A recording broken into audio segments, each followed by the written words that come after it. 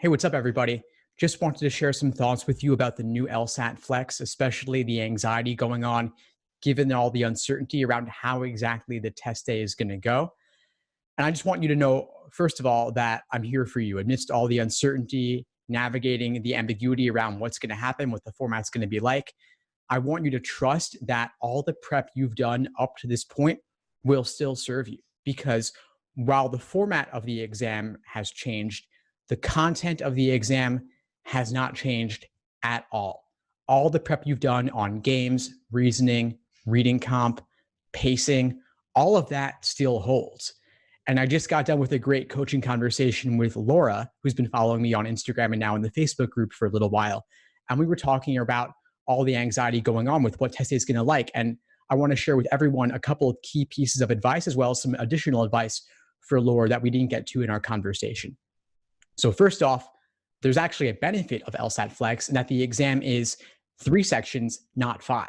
So endurance is not nearly as big an issue as it was previously. The flip side of this, of course, is that every question is worth just a little bit more. What that means is that there's no time to get warmed up on test day, because there's no chance of it being the experimental section once you start.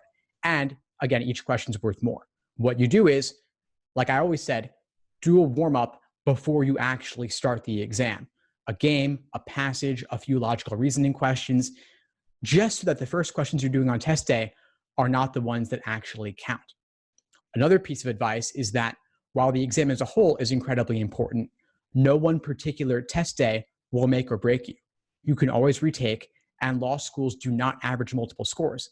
They only take the highest. And if you're applying this fall, you've got the May LSAT-Flex, the June LSAT, which will likely also be a flex, the July and the August LSATs as well.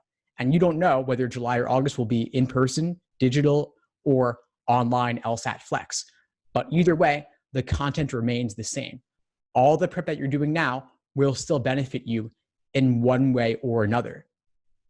Now, finally, Laura and I touched a little bit on the idea of meditation, mindfulness, contemplation, and prayer.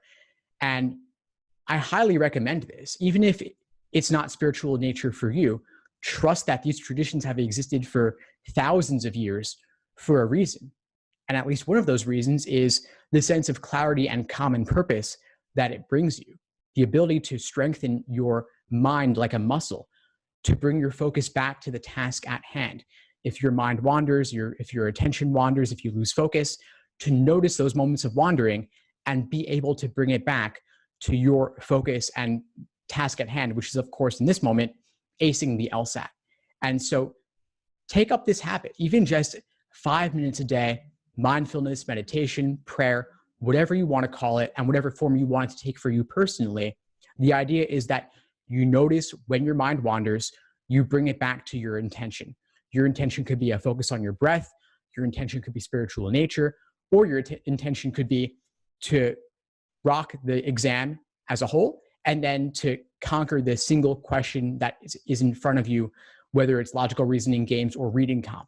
And to notice that if your mind is wandering and you're losing focus, you're getting bogged down, to notice that you're getting bogged down and to say, hey, you know what? I'm going to flag this question and come back to it later. Anyway, that's all for now, folks. Please feel free to reach out if you need anything at all. I'm happy to help however I can. Take care. Thanks for tuning into the show. Please subscribe if you haven't done so already to be notified of new episodes as I release them. And feel free to reach out if you need anything at all as you move forward with your prep. I'm happy to help however I can. In the meantime, I'll wish you all the best and take care.